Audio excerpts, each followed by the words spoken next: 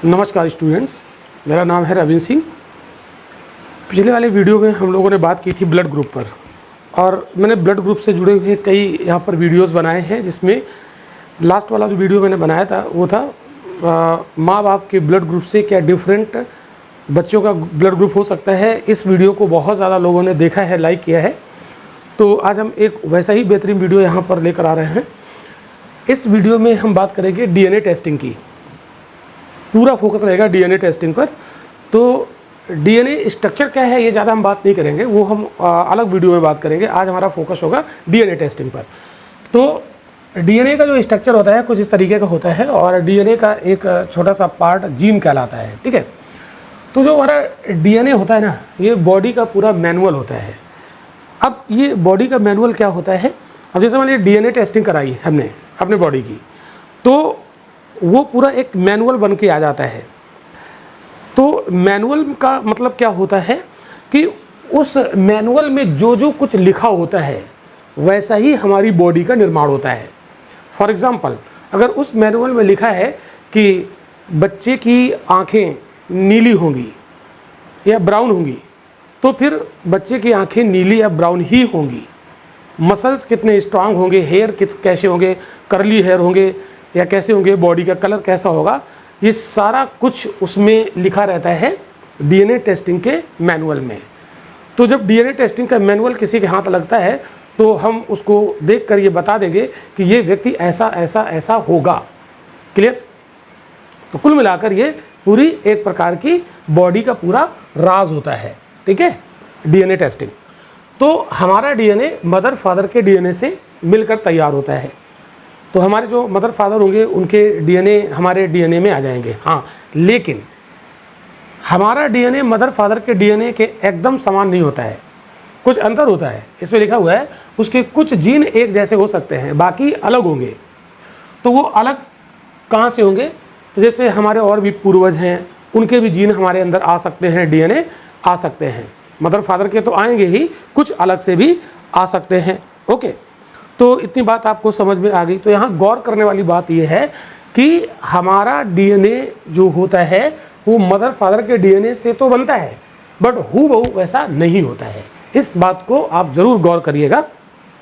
फिर DNA testing से body के जितने भी राज होते हैं, हमारी बॉडी में क्या क्या है, वो सब प्रकट हो जाता है डीएनए टेस्टिंग के मैनुअल से। इतनी बात आपको क्लियर हो गई होगी।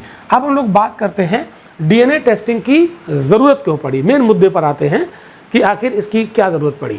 तो यहाँ पर मैंने आपको बताया है अपराध का पता लगाने के लिए। जैसे मान लो कोई किसी ने क्राइम किया, सपोज दैट मान लीजिए कि कोई ये व्यक्ति ए है, इसने किया क्राइम, ठीक।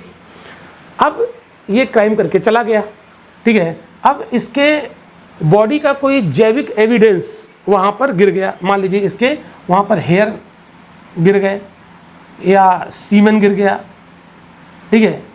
तो इसका हुआ जांच, तो इसके जांच से इस व्यक्ति का पूरा मैनुअल आ गया, मैनुअल। और अगर हमें शक है या पुलिस को शक है कि ये व्यक्ति अपराधी है, और वहाँ से जो जैविक एविडेंस मिले थे उसका टेस्टिंग कराया और इस अपराधी का डीएनए टेस्टिंग कराया, दोनों मैच कर गए, तो हम ये कह सकते हैं कि ये व्यक्ति अपराध किया है, और इस तरीके से क्राइम का पता लगा लिया जाता है, ठीक है। दूसरा, माता पिता से कोई जैविक बीमारी बच्चे में तो नहीं पहुंच गई। जैसे मान लीजिए मदर फादर को कोई जैविक बीमारी है और वो बच्चे में पहुंच गई कि नहीं पहुंच गई, वो डीएनए टेस्टिंग के मैनुअल से पता चल जाता है। ये भी एक बड़ा अच्छा फीचर है इसका। कोई व्यक्ति जैविक बीमारी का वाहक है या नहीं, ये भी पता चल जाता है। और खून का रिश्ता पता लगाने में भी डीएनए टेस्टिंग की मदद की ली जाती है। जैसे मान लीजिए हमारा डीएनए टेस्टिंग हुआ, ठीक है, और हमारे और भी कुछ रिश्तेदार हैं जिनसे हमारा खून का रिश्ता है, उनका डीएनए टेस्टिंग हुआ तो मैच करेगा तो मुझे पता चल जाएगा कि हमारा और उनका खून का रिश्ता है, ठीक है। आगे हम लोग बात करते हैं किस तरह की बीमारी होने वाली है, यानी फ्यूचर में। जैसे हमारा जो डीएनए टेस्टिंग हुआ या किसी का भी, तो उसका डीएनए टेस्टिंग का मैनुअल आया, एक पूरी बुक तैयार हो जाती है। उस बुक में लिखा रहता है कि इन फ्यूचर इसको कौन कौन सी बीमारी हो सकती है। तो भविष्य में होने वाली बीमारी का पता भी इससे लगाया जाता है। ये इसका बहुत ही अच्छा फीचर है। तो हम इन फ्यूचर अवेयर रह सकते हैं कि हमको ये बीमारी होने वाली है, तो हम उसको पहले से ही प्रिकॉशंस ले लें, ठीक है, तो हम उससे बच सकते हैं। तो ये ज़रूर कराना चाहिए। कोई जंतु नस्ल के आधार पर कितना प्योर है, जैसे मान लीजिए कोई दुधारू पशु है, ठीक है, उसकी नस्ल कितनी प्योर है, इसका भी पता हम डीएनए टेस्टिंग के माध्यम से लगा लेते हैं। और अब हम बात करते हैं कि डीएनए टेस्टिंग जो कराई जाती है वो कैसे हो सकती है ना, यानी कैसे कैसे हम डीएनए टेस्टिंग कराएंगे। अब हम इस बात की चर्चा। हेलो दोस्तों, तो मैं बात कर रहा था कि डीएनए टेस्टिंग कैसे होती है। तो डीएनए टेस्टिंग सरकारी और प्राइवेट दोनों संस्थाओं के द्वारा होती है। जो सरकारी लैब होते हैं वो आपराधिक मामलों की जांच करने के लिए सरकारी डीएनए टेस्टिंग कराई जाती है, लेकिन ये डीएनए टेस्टिंग सरकार के आदेश पर ही होती है। दूसरा, जो प्राइवेट डीएनए टेस्टिंग होती है वो आप घर बैठे आप करा सकते हैं। और ये क्यों ज़रूरत पड़ जाती है, तो कुछ चीज़ों का पता लगाने के लिए। तो इसके लिए हमें क्या देना पड़ता है, सैंपल। तो सैंपल हम ले सकते हैं, गालों के भीतर लार को रुई में रगड़कर उसे दे सकते हैं, उससे भी डीएनए टेस्टिंग हो जाती है। ब्लड भी दिया जाता है, उससे भी होती है, क्योंकि डीएनए हमारा वहाँ भी मौजूद है, हर जगह मौजूद है।